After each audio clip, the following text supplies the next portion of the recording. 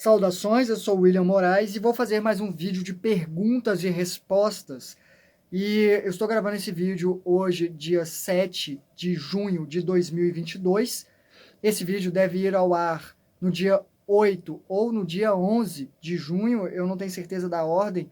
Tem 2 vídeos para serem editados e publicados essa semana. Eu não sei qual vai ser o dia, mas você sabe porque o vídeo está publicado aqui. O que eu estou querendo dizer com essa data é que essa é a minha visão deste momento. É sempre importante dizer que pode ser que eu tenha mudado de ideia, porque aqui no YouTube mesmo eu já estou fazendo uma rede social, eu converso com as pessoas me falam coisas que acabam trazendo insights para mim, então acho super válido. A primeira pergunta selecionada aqui é da Zélia. Eu acho que, na verdade, nem é uma pergunta, é um comentário, e eu vou comentar o comentário dela. Ela diz: às vezes penso que no plano astral deve ser um caos. Sei que este comentário é estúpido, mas pelos seus relatos acabo pensando isso. Então, Zélia, eu até respondi a Zélia, eu respondi para ela aqui, ó, mas eu quero trazer para vocês porque eu vou falar um pouco mais. Eu respondi dizendo que é um comentário muito relevante, existem camadas e camadas, e as mais próximas são as mais voláteis, obviamente. Então, sim, tem muitos relatos meus em que coisas absurdas estão acontecendo, e eu já falei sobre os filtros que a gente acaba colocando por cima. É uma realidade que ela é muito maleável para todas as pessoas que estão ali. Então todo mundo acaba afetando um pouco aquela realidade de acordo com verdades individuais que são jogadas ali. Verdades ou ideias, né? Tudo que está no corpo mental da pessoa acaba se plasmando no momento e acaba virando uma bagunça, sim, em muitos aspectos, mas são camadas e camadas. Quanto mais distante, mais limpa essa camada fica dessa bagunça, dessa libertinagem toda que acaba acontecendo ali. E eu também acho que tem essa questão de não é que o mundo lá, ou que aquela esfera, aquela camada, aquela dimensão é uma bagunça. Nós somos uma bagunça interna que lá fora acaba se refletindo no externo também. Então é uma questão de a gente. Por isso que a gente precisa treinar essa lucidez, limpar esse campo mental de todas as ideias que a gente tem e olhar a coisa com uma certa maturidade maior, uma quietude maior, interna, nossa. Entendem? E para finalizar, eu quero dizer que não tem comentário estúpido, não. Tudo isso é muito importante, sim. É aquela levantar a mão e falar assim, mas e isso não quer dizer aquilo? E a gente conversar sobre essa questão, porque realmente é muito fácil alguém pensar e falar assim, não, isso aí é tudo coisa da cabeça dele ou dela, né, dependendo de onde a pessoa está escutando o relato. E sim, muita coisa tem a ver com a pessoa que está relatando, até mesmo as experiências, porque a gente está na frequência que estamos afinados. Então eu vou para certo lugar, algumas pessoas já disseram que eu só vou para lugar ruim. Bom, eu vou mais próximo daqui quase sempre. Às vezes eu vou para lugar bom, mas eu vou comentar sobre isso. O que? É basicamente, já teve experiência que eu saí e me sentei debaixo de uma árvore. Eu já falei disso em comentários. E só fiquei lá. Era uma paz. Sabe quando você sai da cidade e vai para o campo? E se você se sente mais leve, a energia é diferente. A egrégora, sei lá, fora, é uma questão de. É como se o caos não chegasse lá, para vocês verem que existem camadas e camadas. Eu só sentei e falei, eu vou curtir esse momento e obrigado. Obrigado. Só agradeci. Não sei quem me levou para lá, eu sei lá, eu sei que eu agradeci. Então não tem nem muito o que relatar, eu só sentei debaixo de uma árvore. Eu acho que as situações mais difíceis, ou os desafios mais complicados, as coisas mais malucas, elas geram mais raciocínios, geram mais aprendizados. Acho mais relevantes por causa disso. Tem mais a ver com o nosso cotidiano aqui, como isso afeta a nossa vida comum. A próxima pergunta é da Fúvia Paoletti. Espero ter pronunciado direito. Eu gostaria de saber a sua opinião a respeito do metaverso, avatares em mundos virtuais. Esse metaverso eu acho que é uma rede social que eles estão desenvolvendo, onde você vai ter um personagem para interagir. Você não é como se fosse quase um videogame, né? Então vai ser uma cidade virtual, não vai, o Facebook você não precisa entrar no perfil da pessoa. Existem os lugares, você vai lá, as pessoas estão lá, você conversa com ela, né? Eu não estou muito por dentro não, mas eu acredito que seja mais ou menos isso. Em síntese, esses avatares em mundos virtuais. Eu vou dizer que, para mim, toda ferramenta é ferramenta. E ela só vai espelhar o que a pessoa que está usando tem em si.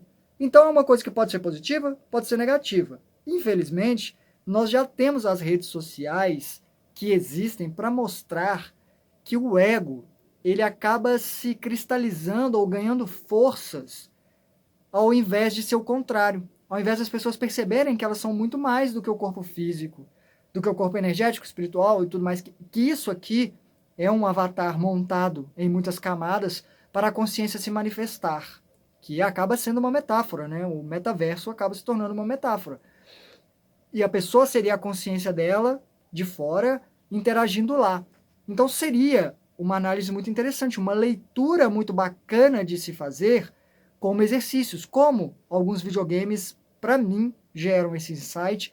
O RPG com que eu trabalhei muito tempo com isso, desenvolvi isso para a UFMG, Universidade Federal de Minas Gerais. Eu e o meu amor desenvolvemos um jogo que era um mundo com uma roupagem medieval, mas dentro do curso de enfermagem. Então lá tinha uma ordem que cuidava das pessoas, tinha os cuidadores, os amparadores, porque tem vários setores, né, dentro da enfermagem. E nós recriamos tudo isso e criamos situações para eles interagirem, com personagens criados por nós, com diretrizes e alguém narrando, interpretando. Então a pessoa tinha que lidar com abuso, com coisas, violências, né? E isso interpretando. Era um exercício que é uma ferramenta. Pode funcionar bem ou mal, até por quem está direcionando. E aí, o que eu falo para vocês é: pode ser bom? Pode.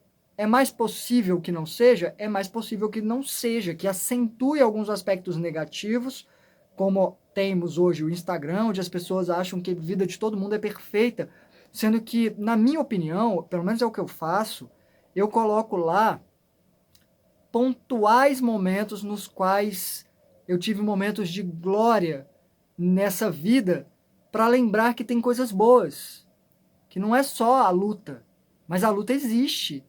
Eu não estou dizendo que não existe, mas e por que a gente não posta os nossos momentos ruins? Porque ainda tem isso, né?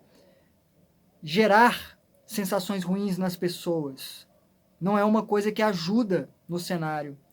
Talvez seja um grupo de apoio no sentido de, deveria ser, né, de falar, gente, olha isso aqui, ó, é onde as boas notícias estão vindo. O problema é que extrapola. Chega uma hora em que a coisa fica falsa, as pessoas querem encenar que estão felizes, que tiveram aquele momento de glória e nem aproveitaram o momento. Entendem? Então, isso acaba tornando eu acho que ao invés de distanciar a pessoa do ego, de ela perceber que ela é muito mais do que ela representa aqui como pessoa, pode se aproximar, pode ser, né, um avatarzinho que vai ancorar aspectos ainda mais cristalizados da pessoa. Mas, enfim, temos uns anos aí pela frente para chegar nesse ponto. Mas tem um filme chamado Os Substitutos, com aquele moço... esqueci, Bruce Willis. Recomendo que assistam. Lá eles criam robôs e as pessoas podem acessar esse robô através de um mecanismo em casa. Então elas sentam na cadeira, elas não são bonitas, elas não são perfeitas dentro do padrão, né, que é considerado perfeito, e aí elas usam um robô. Primeiro que seria mais seguro para algumas ações, mas a coisa acaba indo além e as pessoas acabam se tornando fúteis em muitos aspectos porque estão vivenciando algo através de uma máquina muito mais modelada esteticamente até, né?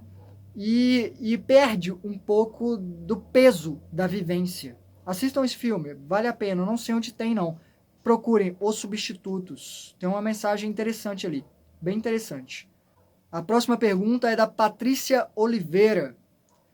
Will, gostaria de saber a sua opinião sobre você acredita, com base nas experiências astrais, até que ponto temos o livre-arbítrio? Te pergunto isso porque várias vezes sonhei com situações que vivi no dia seguinte ou dias depois. Então me questiono se tudo já não está traçado e até que ponto nossa influência atua na realidade e destino. Quero muito ouvir a sua opinião. Desde já, obrigada. Patrícia. Eu até já falei sobre isso um pouquinho naquela entrevista que dei para o Flávio Vale. E acho que falei um pouquinho na entrevista que dei no canal Afinal que Somos Nós, mas eu vou sintetizar aqui. Acredito que eu e o meu amor desenvolvíamos com o RPG um jogo, uma simulação na qual as pessoas tinham poder de escolhas, mas nós acompanhávamos o desenvolvimento delas. Então nós sabíamos, criávamos situações de acordo com o que elas tinham que aprender. E aí a gente ia para o jogo. Durante o jogo, a gente dava oportunidade da pessoa escolher entre dois caminhos, um ou outro. Sabíamos que havia uma tendência maior delas escolherem esse caminho por causa desse histórico. Então, se a pessoa escolhia aquilo, a consequência era aquela. Então ia acontecer aquele outro cenário. A gente já tinha as cenas pré-estabelecidas. Algumas, porque a maioria era improviso. Nós conseguíamos elaborar isso. Dependendo da escolha dela, aquilo mostrava que ela aprendeu uma lição, que ela mudou.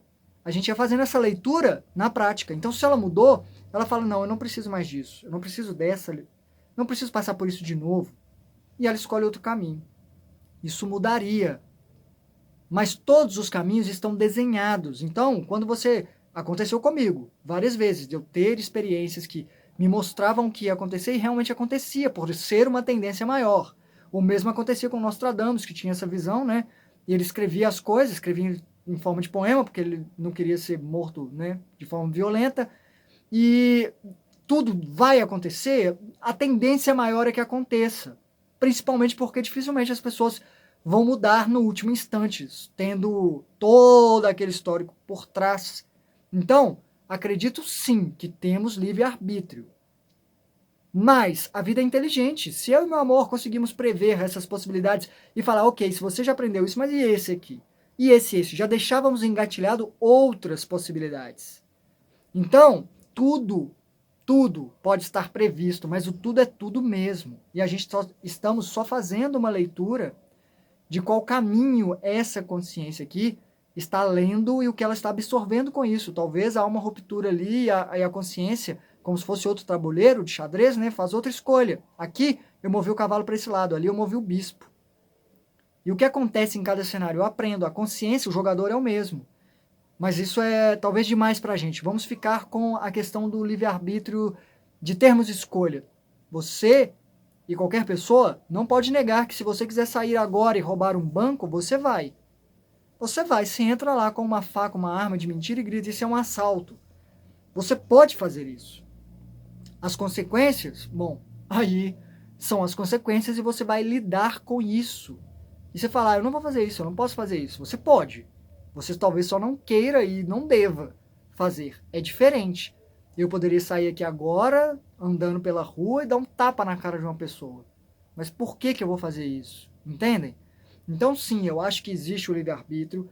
Tudo que acontece tinha que acontecer, porque chegou a ser necessário até o último instante, não houve mudança, tornou-se necessário. Aconteceu. Mas poderia não acontecer. E não acontecendo, outra coisa se tornaria necessária de acontecer. Porque vai buscando, beleza, não, nesse aqui ele passou, mas e esse aqui? Então vamos tratar de outro aspecto dessa pessoa. E é claro que é uma coisa entrelaçada. Todas as vidas, como eu disse, quando eu citei o acidente que levou o meu amor, eu acho que eu tenho o meu poder de influência naquilo, ou a minha responsabilidade naquilo.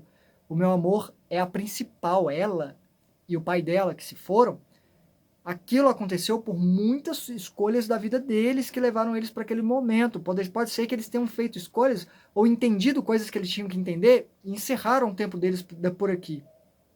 Entendem? Paralelo a isso, está costurado a mãe dela ficou. Por que ela nasceu filha da mãe dela? Talvez porque a tendência dela aprender a lição até aquele ponto era grande e a mãe dela precisava aprender outra por cima dessa e eu outra por cima daquela. Então são muitas camadas e camadas, por isso que eu chamo de equação e todo mundo é um número nessa equação e o resultado diz respeito a todos. Espero ter ajudado nesse insight. A Mariana Davi, ela mandou uma mensagem, ela fez uma pergunta lá no YouTube mesmo, aqui no YouTube. E eu acho que eu não copiei a pergunta toda. Eu copiei aqui só um. Olá, para mim, tudo é espiritualidade em algum sentido, pois estamos numa jornada mais espiritual que física, aqui no físico, onde o mental opera também. Excelente construção de frase. E aí, eu não copiei o resto, porque eu acho que está aqui a minha resposta a ela. E a pergunta, eu lembro, não achei, não vou, nem procurei, nem vou mentir, mas eu não ia achar a pergunta dela, mas eu lembro que ela perguntou alguma coisa sobre, que eu falei de Jung, e ela perguntou a minha opinião sobre a correlação do ocultismo com a psicanálise, porque o Jung tinha um pé no ocultismo, e também tinha conexões com a psicanálise. Ele era praticamente um discípulo, não um discípulo, mas como se diz, pupilo. Ele era o pupilo de Freud, mas não no sentido de seguir exatamente o que Freud falava, ele acabou extrapolando. E então, o que eu vou falar sobre isso é que a psicologia, acho que eu já falei a psicologia e parapsicologia, já falei um pouquinho sobre isso. Como as coisas, a psicologia só vai até certo ponto. E esse certo ponto, ele já é muita coisa para levar em consideração, um campo muito grande. E Freud, ele só ia até ali. Jung quis ir além. Ele tinha o pé no ocultismo, ele foi além, né? Falou dos arquétipos, inconsciente coletivo. E eu sei que Freud e ele tiveram uma relação muito boa, até ficar muito ruim, a ponto do Freud simplesmente confabular com outros da cadeira lá, da academia, né, não sei como é que chama, da psicanálise lá, e expulsar o Jung.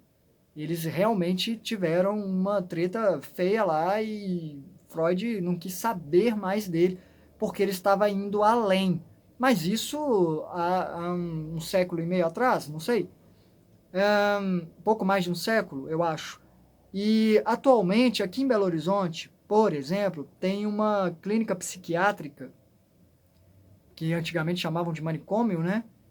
Que é espírita. É de uma casa espírita, de uma base espírita. Eu não tenho certeza. Devia ter pesquisado antes. Não pesquisei. Não tive tempo.